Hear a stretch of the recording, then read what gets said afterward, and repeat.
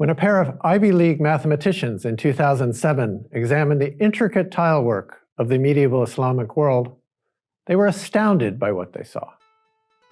Here was evidence of sophisticated geometric patterns that were understood in the West only 500 years later. Nonetheless, the researchers could not bring themselves to credit Muslim mathematicians with such a discovery. Instead, they suggested the designers and architects do not truly understand the patterns underlying principles.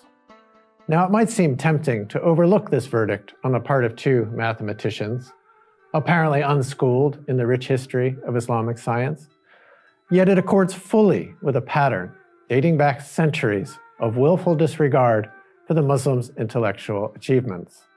In this way, the West has successfully guarded its claim on the development and eventual monopoly over the very notion of science.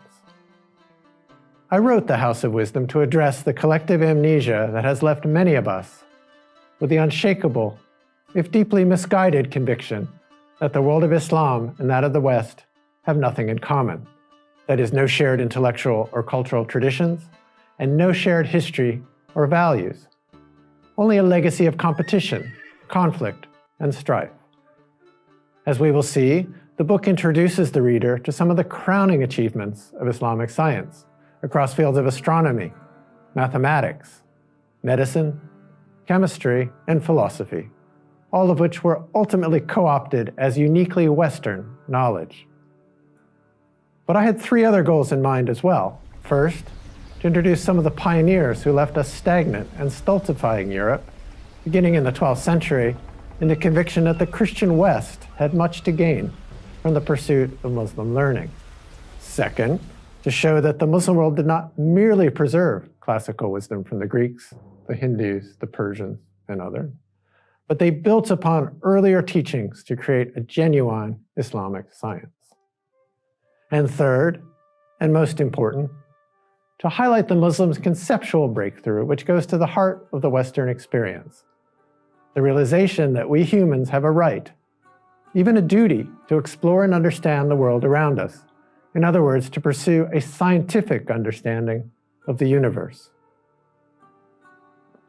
Any abbreviated list of the achievements of Islamic science would surely include the introduction of algebra, breakthroughs in trigonometry, navigation, and cartography, a sophisticated theory of vision, the fundamentals of medicine, advanced astronomical models, and complex architectural design and construction techniques. Add to this an insightful reading of classical philosophy that would exert a profound influence on the development of Western thought, particularly in creating space for human inquiry within a religious worldview.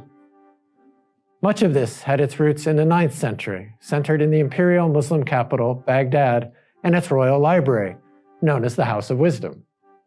Here, the ruling caliphs financed a remarkable flowering of scholarship that in time spread to centers such as Cairo and the cities of Central Asia, as well as to Muslim-controlled Sicily and Spain, and contested territories in what is today Syria.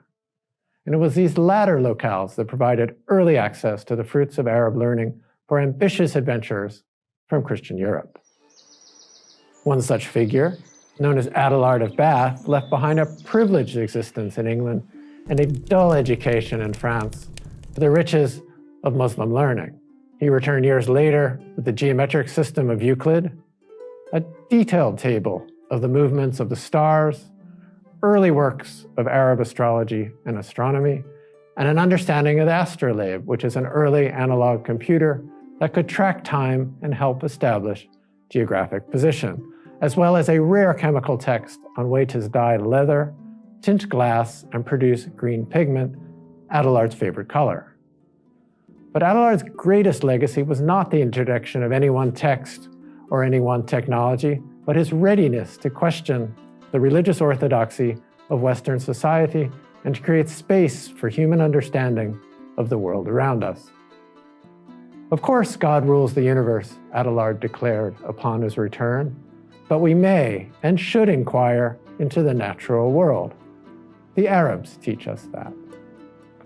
The West's initial reception of Islamic learning was enthusiastic. setting off an intellectual arms race as lone scholars, princes, and potentates all competed for translation of Arabic texts that would help lay the foundation for the Renaissance. Sadly, this honeymoon was short-lived. Later generations of European scholars sought to bury all traces of Islamic influence. And so successful were these efforts that to this day, high school and college textbooks rarely acknowledge our intellectual debt to the Muslim world, instead preferring to draw an unbroken line from classical Greek and Roman learning to the present day. It is my hope that readers of the House of Wisdom will come away with an appreciation of the rightful place of Islam and the Muslims in the evolution of what we call Western culture. I am Jonathan Lyons for the Amir Stein Center.